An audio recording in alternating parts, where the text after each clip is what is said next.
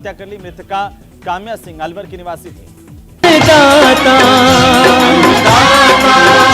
अन्नदाता, नीत तुम्हारा अन्नदाता, पग पग पर है संग तुम्हारे अन्नदाता। लहू किसानों का बन के पसीना सींचता है धरती का सीना। मेहनत का तेरी हक दिलवाने, नई तकनीक नई खोज बताने। पशुधन को गुणवान बनाना, पौध सुरक्षा को सिखलाना, खेती के सब गुर समझाने, भारत का सरताज बनाने। आठों पहर है संग तुम्हारे अन्नदाता, अन्नदाता। नमस्कार, मैं हूं शुभ मिश्रा और आप सभी दर्शकों का अन्नदाता कार्यक्रम में स्वागत करती हूं। हमारे देश का किसान जन का पोषक है, वह श्रम का देवता है, अन्नदाता है और उसमें ही भारत की आत्मा निवास करती है। ऐसे ही किसानों की प्रगति के लिए हम खेती बाड़ी से जुड़ी हुई बहुत सी नई लाभकारी जानकारियां हर रोज सुबह लेकर आते हैं। तो चलिए कार्यक्रम शुरू करने से पहले देखते हैं क्या है आज अन्नदाता में। गेहूं की फसल में उचित समय पर सिंचाई करके बढ़ाएं पैदावार। भिंडी की फसल में लगने वाले रोगों की रोकथाम के उपाय।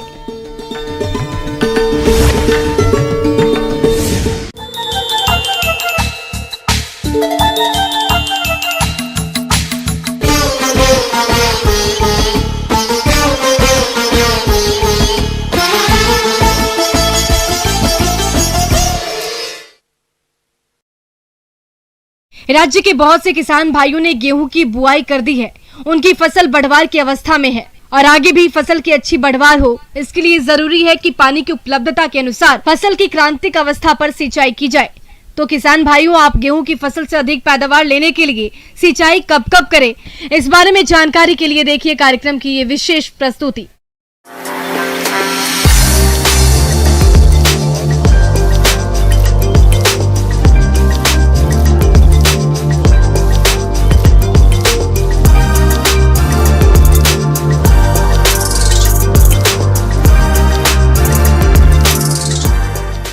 हमारे देश में उगाई जाने वाली खाद्यान्न फसलों में गेहूं का प्रमुख स्थान है। गेहूं का प्रयोग मनुष्य अपने जीवन यापन के लिए मुख्यतः रोटी के रूप में करते हैं, जिसमें प्रोटीन प्रचुर मात्रा में पाई जाती है। गेहूं की फसल मुख्य रूप से राजस्थान, पंजाब, हरियाणा, बिहार, उत्तर प्रदेश, मध्य प्रदेश और महाराष्ट्र जैसे राज्यों में होती है।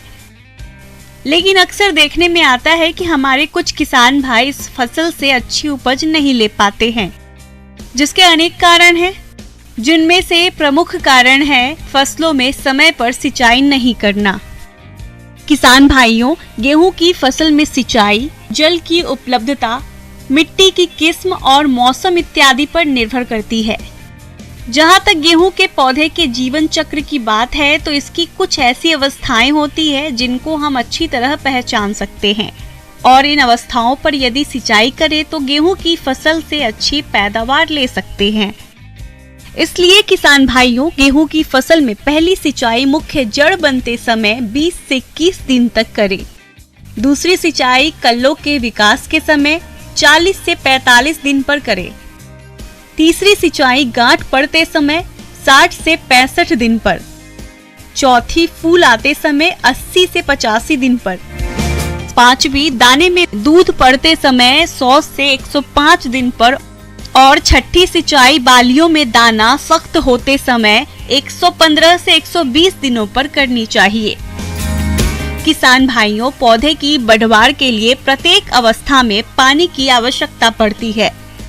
वैज्ञानिक परीक्षणों से यह पता चला है कि पौधे के जीवन चक्र में कुछ ऐसी अवस्थाएं होती है जिस पर सिंचाई न करने पर हानि पहुंचती है।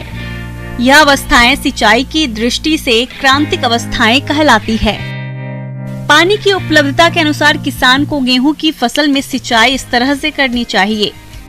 गेहूं में सबसे ज्यादा नुकसान मुख्य जड़ बनते समय सिंचाई न करने से होता है। जिन किसान भाइयों के पास पानी केवल एक सिंचाई के लिए उपलब्ध है, तो यह सिंचाई मुख्य जड़ के विकास की अवस्था में कर देनी चाहिए, जो बुआई के 21 दिन पर करनी चाहिए। 2 सिंचाइयों के लिए यदि पानी उपलब्ध है तो पहली सिंचाई मुख्य जड़ के विकास के समय और दूसरी फूल आते समय करनी चाहिए। यदि पानी 3 सिंचाइयों के लिए उपलब्ध है तो पहली सिंचाई मुख्य जड़ के विकास के समय, दूसरी सिंचाई तने में गांठ बनते समय और तीसरी दाने में दूध बनते समय करनी चाहिए। यदि 4 सिंचाइयों की सुविधा है तो सिंचाई मुख्य जड़ बनते समय, तने में गांठें बनते समय, बाली निकलते समय और दानों में दूध बनते समय करनी चाहिए। किसान भाइयों, अपने राज्य में पानी की कमी को देखते हुए गेहूं की फसल में क्यारियों में सिंचाई नहीं करके फव्वारा सिस्टम से सिंचाई करें, जिससे पानी की बचत होने के साथ साथ समय और श्रम की बचत होती है और गेहूं की पैदावार भी भरपूर मिलती है। किसान भाइयों, अभी तक आपने खेती से जुड़ी हुई कुछ उपयोगी जानकारियां देखी। अब लेते हैं एक छोटा सा ब्रेक, जल्द ही लौटेंगे और कार्यक्रम में आगे भी है खेती बाड़ी से जुड़ी महत्वपूर्ण जानकारियां, तो बने रहिए हमारे साथ।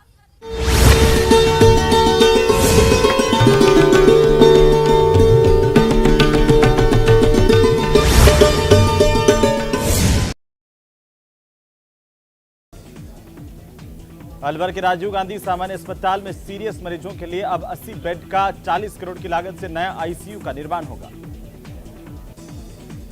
उधर बारां के केलवाड़ा थाना इलाके में बालाचार के पास में 2 तेज रफ्तार बाइक के आमने सामने की जबरदस्त भिड़ंत हुई है। दुर्घटना में एक बाइक चालक की मौत हो गई, 3 अन्य लोग गंभीर रूप से घायल हुए।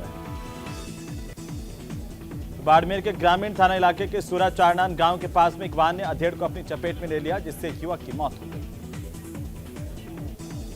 खबर भीलवाड़ा से, जहां कोठारी नदी पर बन रहे पुल में बड़ी लापरवाही सामने आई है, क्योंकि यहां पर करोड़ों की लागत से बन रहा पुल उद्घाटन से पहले ही क्षतिग्रस्त हो गया। बीकानेर में बुजुर्ग दंपति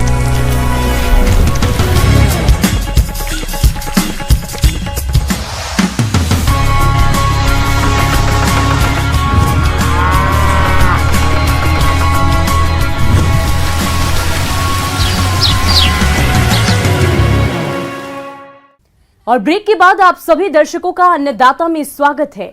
चलिए अब रुक करते हैं अगली कड़ी की ओर।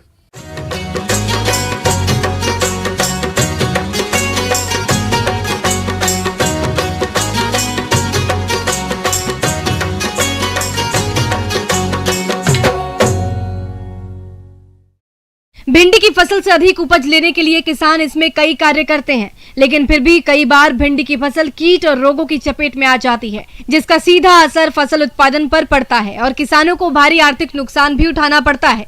इसलिए भिंडी की फसल में रोगों का नियंत्रण कैसे करें, चलिए इसके बारे में जानते हैं पौध रोग वैज्ञानिक डॉक्टर AP भगत से।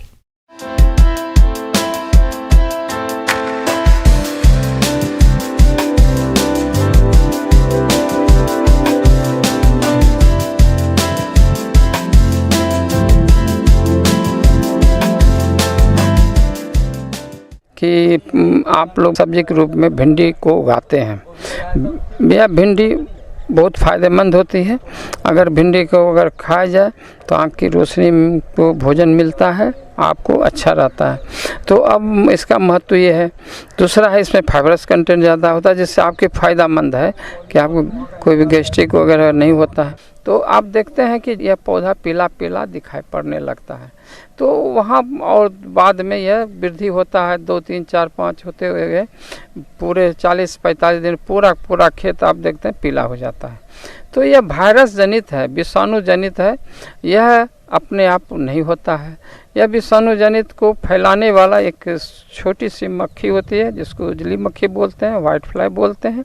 यह छोटी मक्खी जो होता है आपको दिखाई नहीं पड़ता है और यह रहता है जब भी बैठेगा तो पत्ते के नीचे सतह पर बैठता है। इसलिए बैठता है कि वहाँ वह सुकोमल होता है, उसका जो है भोजन करने वाला अंग जो है वह सुई जैसा होता है, वह नीचे में से कोमल जगह पर पर डाल देता है, जिससे उससे भोजन प्राप्त करता है। आप समझ सकते हैं छोटी मक्खी कितना निष्क्रिय है, कितना हानिकारक होता है, खाता है और रोग फैलाता है। आप देखेंगे शुरू में कि छोटे छोटे महीन जो भेन है, नस है, वो पीला पीला दिखाई पड़ता है और हरा पत्ती में पीला पीला रेखानुमा दिखाई पड़ता है। बाद में देखेंगे यह हरापन धीरे धीरे आपका बढ़ जाता है भेन का, नस का। उसके बाद देखेंगे खूब पीला होगा तो आपका हरापन गायब हो जाता है, खाली पीला रंग रहेगा और बहुत ज़्यादा आक्रांत होता है, पूरे पौधे ही पीलापन दिखाई पड़ता है। ये आपके लक्षण इस विषाणु रोग का। भिंडी की फसल में रोगों की बात करें तो इस फसल में पाउडरी मिल्ड्यू रोग का प्रकोप होता है। इस रोग में पौधों की पत्तियों और तनों पर सफेद रंग के चूड़ी धब्बे बनते हैं। रोग बढ़ने पर पत्तियां पीली होकर झड़ने लगती हैं। इस रोग से फसल को बचाने के लिए घुलनशील गंधक 3 ग्राम प्रति लीटर पानी के हिसाब से घोल बनाकर छिड़काव करें। आवश्यकता होने पर 10 से 15 दिनों के बाद दोबारा छिड़काव कर सकते हैं। आप देखेंगे कि जब आपका पौधा जो जड़ लगाते हैं तो जड़ गल जाता है, उस जड़ गल जाता है या कॉलर रोड के पास ज़मीन के आसपास पौधा माने सड़ जाता है, जिससे आपका पौधा सड़ जाता है। कुछ देखते हैं पत्ती पर फफूंदनुमा उसमें वृद्धि होता है, जिससे आपका फोटोसिंथेसिस प्रकाश संश्लेषण क्रिया कम जाता है, वह फफूंद पूरे आपके पत्ती को ढक लेता है। तो हम अब आपको उपचार के लिए कैसे उपचार, जो पीला आपका पत्ती हो गया, वायरस जनित पत्ती है, रोग है, उसके लिए उपचार के लिए कीट द्वारा फैला। कीट के उपचार के लिए हम लोग नीम का तेल के खल्ली का उपयोग करते हैं। दूसरा है कि हम इमिडाक्लोपीड कीटनाशक आजकल व्यवहार में बहुत हो रहा है, तो इसका उपयोग करते हैं।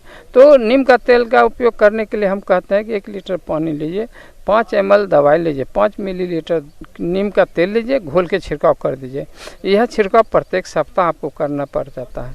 जबकि कीटनाशक जो इमिडाक्लोपीड है उसका 1 ml लीजिए, 1 मिलीलीटर लीजिए, 1 लीटर पानी में 3 लीटर पानी में डालिए और छिड़काव कीजिए। भिंडी की फसल को रोगों से बचाने के लिए कुछ और उपायों को भी अपनाना जरूरी है, जैसे कि बुआई से पहले रोग रोधी किस्मों का चयन करें। बुआई से पहले बीज को 2 ग्राम कार्बेंडाजिम से प्रति किलोग्राम बीज की दर से उपचारित करें। खेत में खरपतवारों का उचित प्रबंधन करें। खेत में जल निकास का प्रबंध रखें और अधिक सिंचाई से बचें और समय समय पर खेतों की निगरानी करते रहें। कि हमने दवा छिड़क दिया, कीटनाशक छिड़क दिया, फिर भी रोग हो रहा है, इसके पीछे कारण क्या है? यह रोग आपके जहाँ बीज लगाए वहाँ से ही सुरक्षा की ज़रूरत होता है।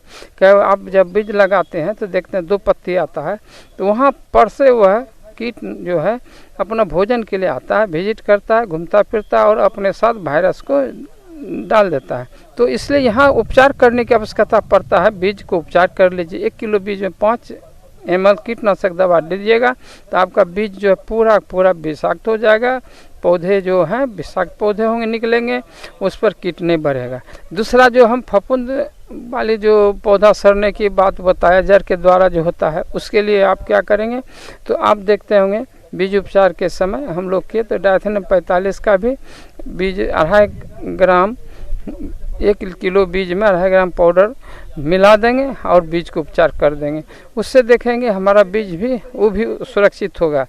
दूसरा है कि जब पौधे पर आप देखते हैं कि पत्ती पर कटा गई सड़ने लगता है, धब्बा आ जाता है, तो वहाँ फफूंदनाशक जो भी बताए डायथेनियम 45 उसका छिड़काव करने से आपके यह रोग भी धब्बा वाले रोग खत्म हो जाता है।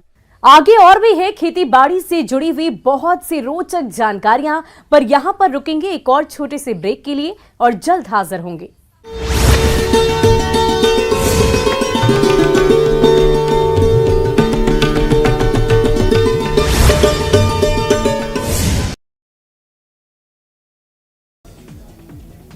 अलवर के राजीव गांधी सामान्य अस्पताल में सीरियस मरीजों के लिए अब 80 बेड का 40 करोड़ की लागत से नया आईसीयू का निर्माण होगा।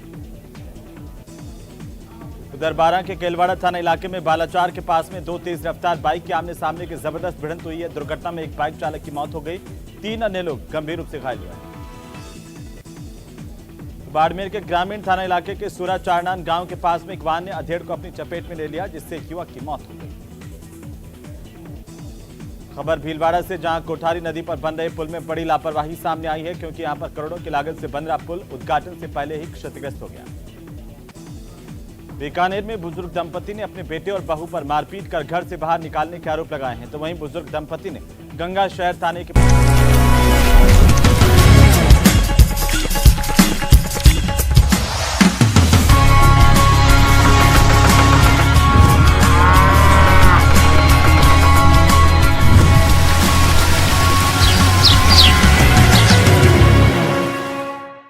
और ब्रेक के बाद एक बार फिर से आप सभी दर्शकों का अन्नदाता कार्यक्रम में स्वागत है। बढ़ते हैं अगली प्रस्तुति की ओर।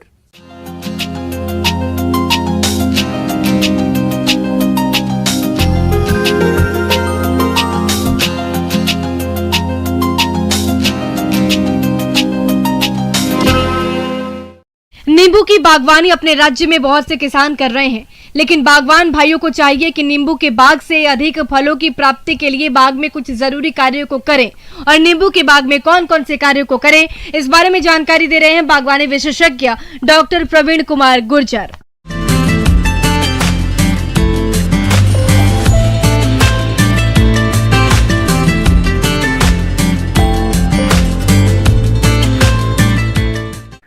नींबू चूंकि उद्यान है, लेकिन कुछ महत्वपूर्ण वैज्ञानिक तथ्य हैं जिन पर आपको ध्यान देने की आवश्यकता है।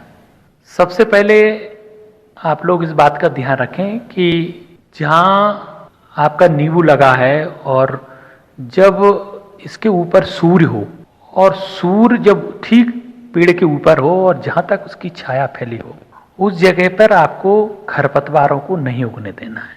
और यदि खरपतवार हैं तो आप उन्हें जरूर हटा दें।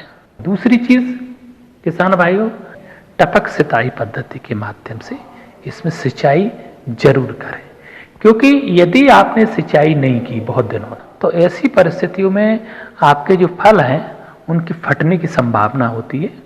तो इन बातों का ध्यान रखें कि लगातार आपके फल पौधों पर पानी मिलना चाहिए, लगातार नमी रहना चाहिए पर्याप्त, जिससे पौधों को विकास करने में और अधिकतम उत्पादन देने में कोई दिक्कत ना हो। नींबू की खेती में 1 एकड़ में करीब 300 पौधे लगाए जाते हैं। नींबू का पौधा तीसरे साल से फल देने लगता है, लेकिन गुणवत्ता युक्त अधिक फल प्राप्त करने के लिए नींबू के पौधों में 1 साल में 3 बार खाद और उर्वरक दिया जाता है।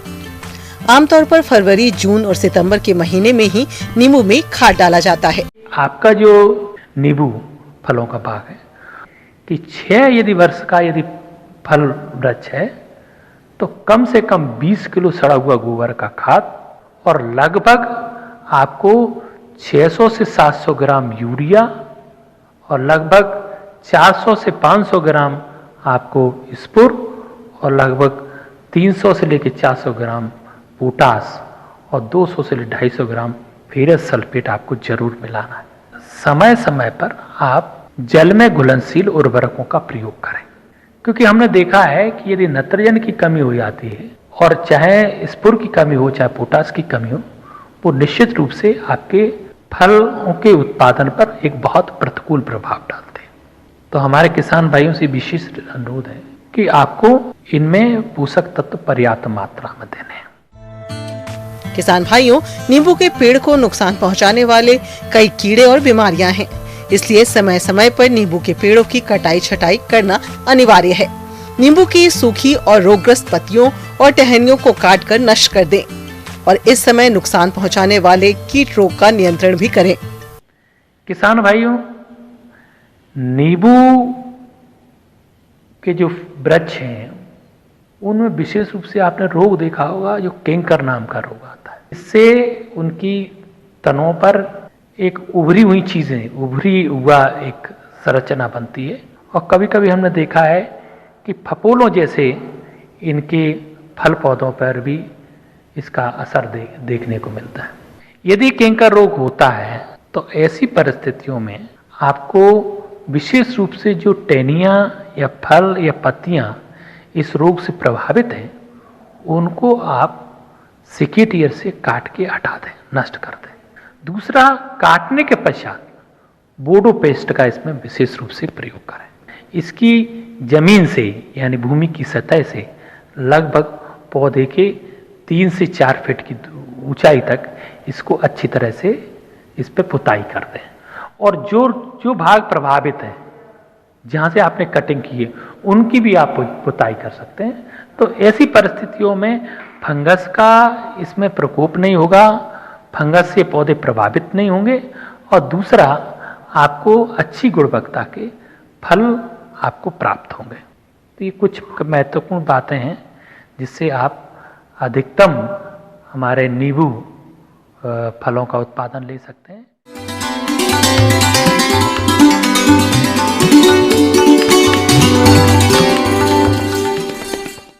अन्नदाता हेल्पलाइन निशुल्क फोन संपर्क सेवा के माध्यम से आपके द्वारा पूछे गए प्रश्नों में से 1 या 2 महत्वपूर्ण प्रश्न को हम अपने कार्यक्रम में शामिल करते हैं और इसी के तहत आज किसान का सवाल और उसका जवाब कुछ इस प्रकार है।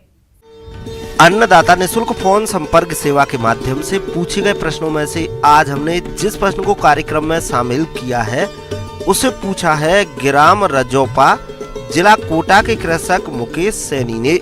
ये रजनीगंधा की फसल में किए जाने वाले जरूरी कार्यों के बारे में जानकारी चाहते हैं। तो मुकेश सैनी जी, आपकी जानकारी के लिए प्रस्तुत है कार्यक्रम का ये अंश।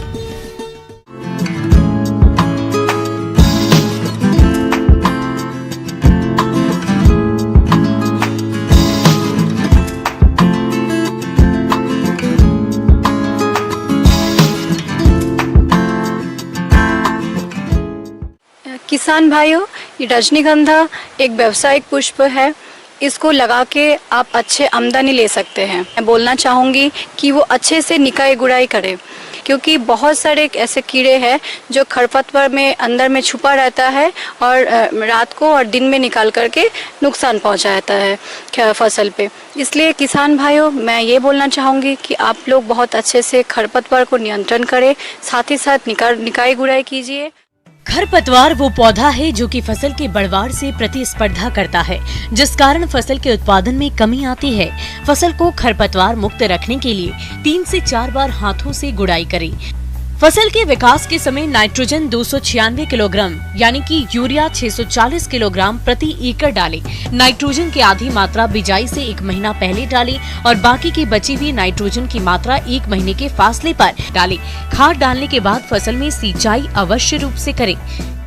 और हाँ, एक चीज़ बहुत ही अहम भूमिका रखता है जो कि सिंचाई। 1 हफ्ता का अंतराल पर सिंचाई अवश्य करें, क्योंकि इसमें फूल का जो गुणवत्ता है वो बरकरार रहता है। और साथ ही साथ मैं ये बोलना चाहूँगी कि इसमें रजनीगंधा में अगर कोई कीट का समस्या आता है तो उसमें आप लोग नीम तेल का छिड़काव ज़रूर कीजिए।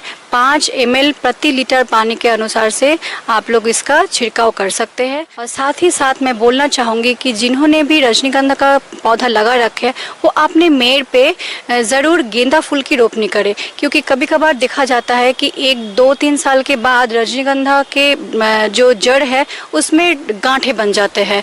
तो ये जो गेंदा की पौधा है, ये जो निमाटोड्स, ये गांठ क्यों बनता है? क्योंकि निमाटोड्स के लिए। तो ये निमाटोड्स को दूर भगाता है, क्योंकि ये रिपेलेंट की तरह काम करता है। इसलिए अपने मेड़ पे 4 से 5 पंक्ति जो है गेंदा की रोपनी करें, क्योंकि गेंदा की फूल से आपका अधिक आय भी आ सकता है। साथ ही साथ आपका जो निमाटोड का जो प्रॉब्लम है उससे आप बच सकते हैं। साथ ही साथ मैं ये आग्रह करूंगी कि आप लोग जो सड़ी गोबर की खाद है या फिर केचुआ की जो खाद है वो अपने खेत पे ज़रूर प्रयोग करें, क्योंकि उससे पुष्प का जो है जो गुणवत्ता जो है वो बहुत अच्छा से मेंटेन रहता है। और ये बोलना चाहूँगी कि जब तुड़ाई का टाइम आएगा तो आप डंठल भी काट सकते हैं, और डंठल काटने के बाद वो बाज़ार में सीधे डंठल भी बेच सकते हैं। नहीं तो आप लोगों को अगर जयमाला बनाना है, लड़ी बनाना है या फिर बहुत सारे डेकोरेटिव आइटम जो है वो बनाना है, तो आप उसका जो इकाई जो पुष्प है वो डंठल से निकाल लीजिए और अपने अनुसार लड़ी बना करके भी उसको बाज़ार में बेच सकते हैं। इसके पौधों पर लगभग 4 से 5 महीनों के अंतराल पर फूल आना शुरू हो जाते हैं। अगर आप इसके फूल की माला और गजरा बनाने के लिए तोड़ना चाहते हैं तो आप इसे सुबह के समय तोड़े। अगर आप इसके फूलों को दूर बाजार या अन्य स्थान पर भेजते हैं तो आप इसके लिए सबसे नीचे के फूलों को खिलने से पहले ही काट ले। स्पाइन की लंबाई अधिक होने पर बाजार में अच्छी कीमत मिलती है, इसलिए जमीन के नजदीक वाले फूलों को डंठल के साथ काटे। काटने के बाद पानी की भरी बाल्टी में इसे डाल दें। ये रजनीगंधा का जो डंठल है, ये डंठल अगर बाजार में बेच रहे तो ये 10 से 12 दिन बहुत आराम से रह जाता है। इसको पानी में इसको डंठल का नीचे भाग जो है वो थोड़ा सा तिरछा काट के और पानी में थोड़ा सा हल्का चीनी मिला करके अगर रखते हैं तो बहुत फ़ायदेमंद है। और जो लड़ी बनाते हैं वो आपको क्योंकि वो पेरिशेबल है इसलिए जल्दी उसको जयमाला हो, लड़ी हो या फिर अन्य डेकोरेटिव आइटम जो है बना करके वो 4 से 5 दिनों में आप लोग को बेचना है। जबकि डंठल पुष्प जो है वो काफ़ी दिनों तक बहुत अच्छा से अगर पानी में आप लोग रखते हैं तो वो उसका गुणवत्ता मेंटेन रहता है।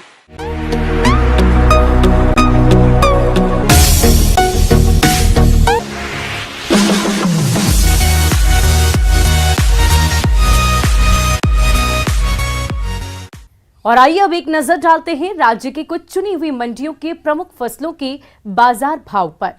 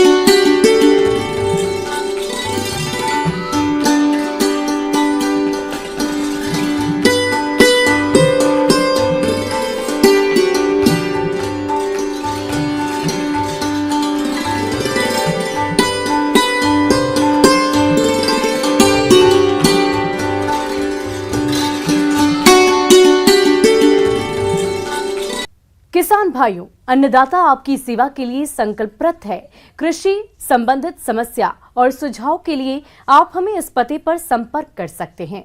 प्रोड्यूसर अन्नदाता news 18 Rajasthan, Ramoji film city, Hyderabad 501512। साथ ही आप हमें ईमेल भी कर सकते हैं। हमारा ईमेल है p18annadatarajasthan@nw18.com। इसके अतिरिक्त आप हमें निःशुल्क हेल्पलाइन नंबर 18